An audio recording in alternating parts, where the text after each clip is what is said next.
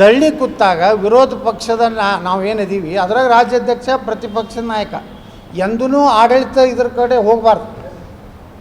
ದಳ್ಳಿ ಇದ್ದಾಗ ಯಾರೇ ಶಾಸಕರು ಏನಿರ್ತಾರೆ ಪಾಪ ನಿಂತಿರ್ತಾರೆ, ಇವ್ರು ಹೋಗಿ ಅಲ್ಲಿ ಅರ್ಧ ತಾಸುಗಟ್ಟಲೆ ಡಿ ಕೆ ಶಿವಕುಮಾರ್ ಹಲ್ಟಿ ಹೊಡಿತಾರೆ. ಅವ್ನು ತಕ್ಷಣ ಮಂಜೂರಿಸಿದೆ ಅಂಥೇಳಿ ಡಿ ಕೆ ಶಿವಕುಮಾರ್ ಸಹಿ ಮಾಡ್ತಾರೆ.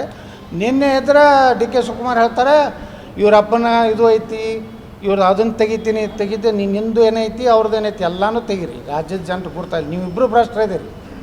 ವಿಜೇಂದ್ರನು ಭ್ರಷ್ಟದಾನ, ಡಿ ಕೆ ಶಿವಕುಮಾರ್ ಭ್ರಷ್ಟದ. ನಿಮಗೆಲ್ಲ ಉದ್ಯೋಗದ ಇಬ್ಬರು ಕೂಡಿ ನೀವು ಬಿಸ್ನೆಸ್ಸು ಮಾಡ್ತೀರಿ, ಇಲ್ಲಿ ಎರಡೂ ರಾಜಕೀಯ ಪಕ್ಷದ ನೇತೃತ್ವ ತೊಗೋತೀರಿ, ಅಧ್ಯಕ್ಷರಾಗಿರಿ. ನಿಮಗೇನು ನೈತಿಕತೆ ಇದೆ? ಯಡಿಯೂರಪ್ಪ ಅಂತರೂ ಖರೆ ನಿಜವಾಗಿ ಯಡಿಯೂರಪ್ಪ ಯಾವುದೇ ಪಕ್ಷದ ವೇದಿಕೆಗೆ ಬರಬಾರ್ದು. ಅವ್ರ ಮ್ಯಾಗ ಗಂಭೀರ ಆರೋಪ ಇದೆ. ಪ್ರಕರಣ ಇವತ್ತು ಕೋರ್ಟ್ ಬಂದಿದೆ. ಇವತ್ತು ಪಾರ್ಟಿ ಹೇಳಬೇಕು ಈಗ ಯಾವುದೇ ಪಕ್ಷದ ವೇದಿಕೆಗೆ ನೀವು ಬರಬಾರ್ದತ್ತೇಳಿ. ಯಡಿಯೂರಪ್ಪಗೆ ನೈತಿಕ ಹಕ್ಕೇ ಇಲ್ಲ ಬರಲಿಕ್ಕೆ. ಬಂದು ಅಲ್ಲಿ ಭಾಷಣ ಮಾಡ್ತಾರೆ, ತಕ್ಷಣ ಸಿದ್ದರಾಮಯ್ಯ ರಾಜೀನಾಮೆ ಕೊಡ್ಬೇಕಾಗ್ತದೆ. ಮೈಸೂರು ಮುಟ್ಟಿದ್ರಾಗ ರಾಜೀನಾಮೆ ಕೊಡ್ಬೇಕಾಗ್ತದೆ. ನಿಮ್ಮ ಹಗರಣಗಳು ಏಟದ ಮೊದಲು ನೋಡ್ಕೊರಿ. ನಾ ಹೈಕಮಾಂಡಿಗೆ ಕೇಳ್ತೀನಿ, ಭ್ರಷ್ಟಾಚಾರ ಮಾಡೋರನ್ನ ರಕ್ಷಣೆ ಮಾಡ್ತಿರೋ ಅಥವಾ ಅವ್ರ ಮ್ಯಾಗ ಕ್ರಮ ತಗೋತೀರೋ? ಇದು ಹೋರಾಟ ಏನಿದೆ, ವಾಲ್ಮೀಕಿ ಮುಖ್ಯಮಂತ್ರಿಗಳೇ ವಿಧಾನಸಭೆಯಲ್ಲಿ ಒಪ್ಕೊಂಡಾರೆ 85 ಕೋಟಿನೂ ಆಗಿದೆ.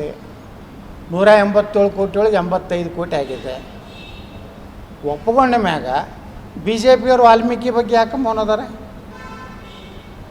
ನಮ್ಮ ಪಕ್ಷದವರು ಯಾಕಂದ್ರೆ ಅಲ್ಲಿ ಡಿ ಕೆ ಶಿವಕುಮಾರ್ ಅವರು ನೇರವಾಗಿ ಅಕ್ರಮ ಮಾಡಿ ಅದು ಹಣ ರಾಯಬರೇಲಿ ಎಲೆಕ್ಷನ್ಗೆ ಹೋಗಿದೆ, ತೆಲಂಗಾಣ ಇಲೆಕ್ಷನ್ಗೆ ಹೋಗಿದೆ, ಬಳ್ಳಾರಿ ಲೋಕಸಭೆ ಇಲೆಕ್ಷನ್ಗೆ ಹೋಗಿದೆ.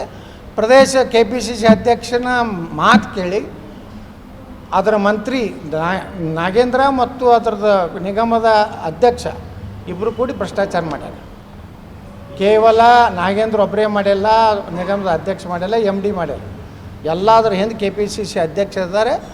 ರಾಹುಲ್ ಗಾಂಧಿ ಇದು ಡೈರೆಕ್ಷನ್ ಇದೆ, ಅದನ್ನು ಮುಚ್ಚಿಡ್ತಾ ಇದ್ದಾರೆ. ಅದ್ರ ಬಗ್ಗೆ ಇವತ್ತು ವಾಲ್ಮೀಕಿ ಆದಂಥ ದೊಡ್ಡ ಹಗರಣ ಅದು. 187 ಕೋಟಿ ರೂಪಾಯಿ ನಾವು ವಿಧಾನಸಭೆದಾಗ ಹೇಳೀನಿ.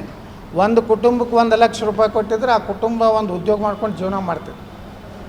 ಎಷ್ಟು 18,000 ಕುಟುಂಬಗಳಿಗೆ 1 ಲಕ್ಷ ರೂಪಾಯಿ ಹೋಗ್ತಿತ್ತು. 187 ಕೋಟಿ ಅದನ್ನು ಬಿಡ್ತಾರೆ. ಇದು ಮೈಸೂರು ಹಗರಣ ಅಂತಾರೆ. ಮೈಸೂರು ಹಗರಣದಾಗ ಯಡಿಯೂರಪ್ಪ ಅವ್ರ ತಂಗಿ ಮಕ್ಕಳಿಗೆ ಎಷ್ಟು ಸೈಟ್ ಅಲಾಟ್ಮೆಂಟ್ ಆಗ್ಯಾವ.